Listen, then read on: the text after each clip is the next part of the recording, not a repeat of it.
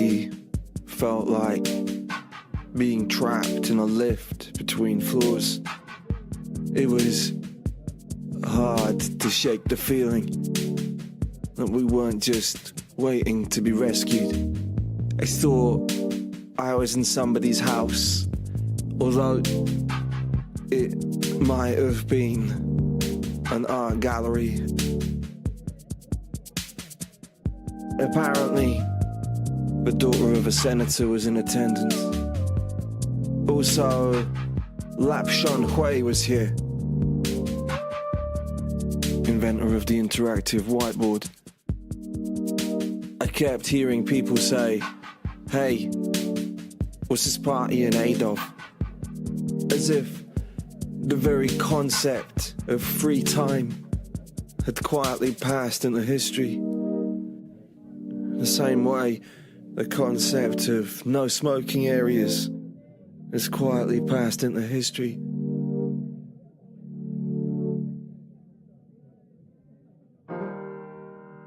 Now that everything was free time, somehow nothing was.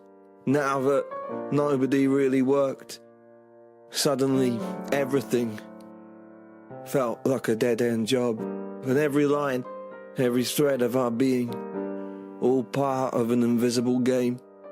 All rooms were to be escape rooms now. All parties, puzzles to be solved.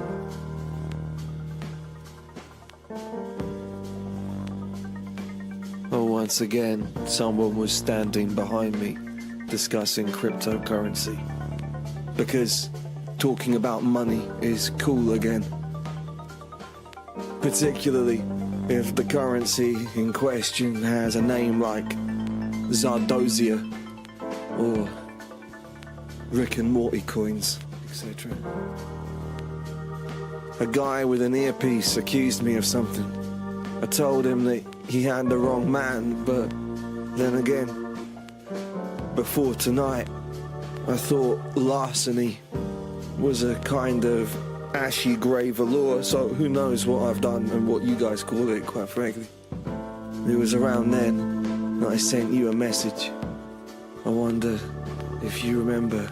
It said, "Oh God, I think they all hate me here. Can't wait to come home." And I know that I send that message all the time. I am always on my way home to you. Maybe being hated is inevitable too. Maybe I am destined to always be hated, the same way I am destined for you.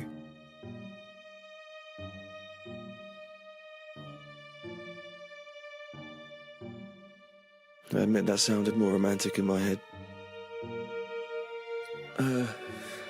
Let me try again. This time in the language of Garfield.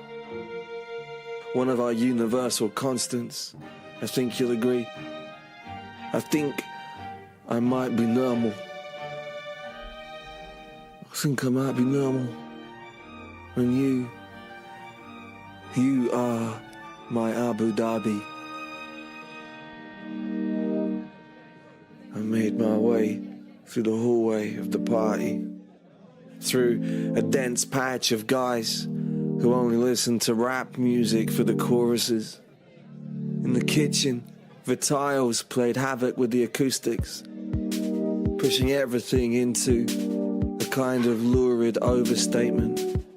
A lady was saying, "There are literally no men in Los Feliz." Someone else was introducing themselves as an insta-bitch, which I thought was uncharitable. The cupboards were empty. I checked every one of them. Someone said that they worked in logistics. "Hey," I said, "logistics." I steadied myself against the counter, recalling the strange posture of astronaut Buzz Aldrin whenever he appears in documentaries, always hunched forward, like he's sharing a secret. Logistics, I said. I guess 430,000 years ago, all early Homo sapiens basically worked in logistics, right? Refining the supply chain was pretty much the only game in town. From the expression on my new friend's face, you'd think I just forced him to touch a ventriloquist's doll. As if I'd just grabbed his hand and dragged it slowly through the vinyl polyp follicles of a dead-eyed foot-long Fauntleroy. I don't mean to valorize anti-intellectualism, but sometimes I really hate myself. Okay, I said, stepping through the patio doors into the garden alone. I stared down the valley, washing myself in that warm Los Angeles air, watching as the sky turned sepia at the edges like an old movie treasure map. And slowly, my mental health took its own shape right there in front of me. A sculpture hanging above me in the starlight, so real I could have almost cast it in concrete. A shape I could imagine my father being proud of, if that's not too stupid a thing to say. My dad being last of the infamous Cumbernauld draftsman and all.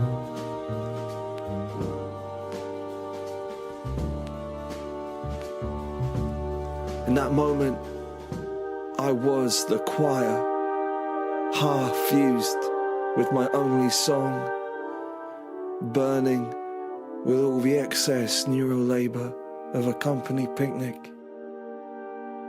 Now vaping beside me, I noticed, was Lap Shun Hui, the man behind the interactive whiteboard. For a second, I thought about turning and saying, "Hey, how does it feel to replace something so aggressively that should anyone mistake your version for its ancestor, the thing is immediately destroyed?" Maybe adding, "You fucking motherfucker," for good measure, before grabbing his collar and falling into him. The same way Buzz Aldrin always seems to be falling conspiratorially towards the camera in interviews on the TV, as if desperate to whisper some great truth to us, some secret he found when he broke free the bounds of the earth. But in the end, I decided I had nothing to say that Lap Shun Hui didn't know already. He blew a strawberry cloud into the sky and was gone.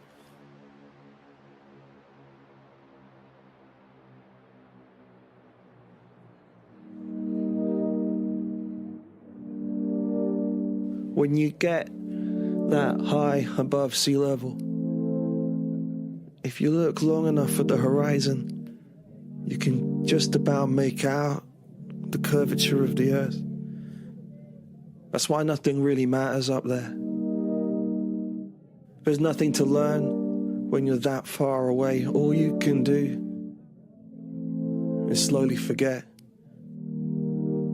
See, that's how I know that there are no real secrets waiting for us up there on the moon. Buzz just never readjusted to our gravity.